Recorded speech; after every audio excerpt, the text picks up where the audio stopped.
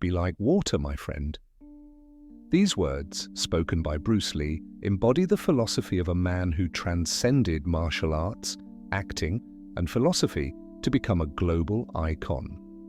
His story is one of resilience, innovation, and the relentless pursuit of self-mastery, a journey that inspires us to adapt, grow, and live authentically.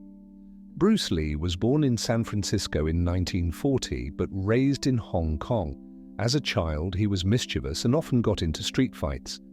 At 13 years old, his life changed when he began training in Wing Chun Kung Fu under the legendary Ip Man. It wasn't just fighting techniques he learned, it was discipline, focus, and the art of balance. These lessons would shape his life forever. But Bruce wasn't content to follow tradition blindly. Absorb what is useful, discard what is not, add what is uniquely your own, he would later say. This mindset led him to break free from rigid martial arts forms and create his own philosophy, Jeet Kune Do, a fluid, adaptive style that emphasized simplicity and effectiveness. In 1959, Bruce moved to Seattle with just $100 in his pocket. He worked odd jobs while attending college and opened his first martial arts school out of his home. What made Bruce unique wasn't just his skill, it was his belief that martial arts could unite people. He taught students from all backgrounds during a time when racial segregation was still prevalent. For Bruce, martial arts weren't about fighting, they were about breaking barriers. His charisma caught Hollywood's attention, and soon Bruce landed roles like Kato in The Green Hornet. But despite his talent, he faced systemic racism in the entertainment industry. Asian actors were relegated to stereotypical roles, and Bruce was told he didn't fit the mold for leading men. Instead of accepting defeat, Bruce returned to Hong Kong to make films on his own terms.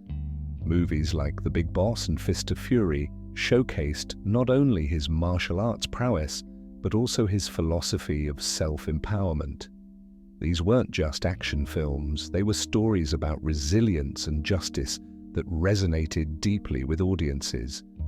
Bruce's philosophy extended far beyond combat. He believed life itself was a form of self-expression. Knowing is not enough, we must apply. Willing is not enough, we must do, he said.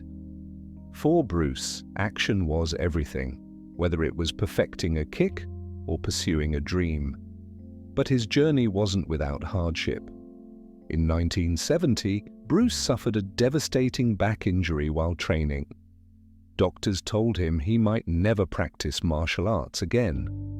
For months, he was bedridden, but instead of giving up, Bruce used this time to reflect deeply on life and write what would become the Tao of Jeet Kune Do.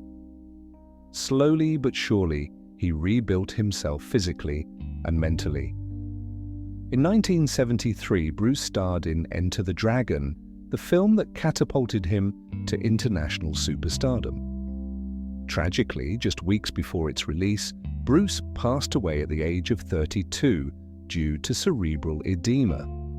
His sudden death shocked the world, but his legacy was far from over. Bruce Lee's impact endures because he wasn't just a fighter or an actor, he was a philosopher who taught us how to live fully. His wisdom resonates deeply. Mistakes are always forgivable if one has the courage to admit them. Don't fear failure, not failure, but low aim is the crime. If you spend too much time thinking about a thing, you'll never get it done. Above all else, Bruce believed in adaptability. Be like water, he said. Water flows effortlessly around obstacles, yet carves mountains over time. It's soft, yet powerful, resilient, yet formless. This philosophy teaches us to embrace change rather than resist it, and to find strength in flexibility. Today, Bruce Lee remains a symbol of perseverance and authenticity, a reminder that greatness isn't achieved by following others, but by daring to forge your own path.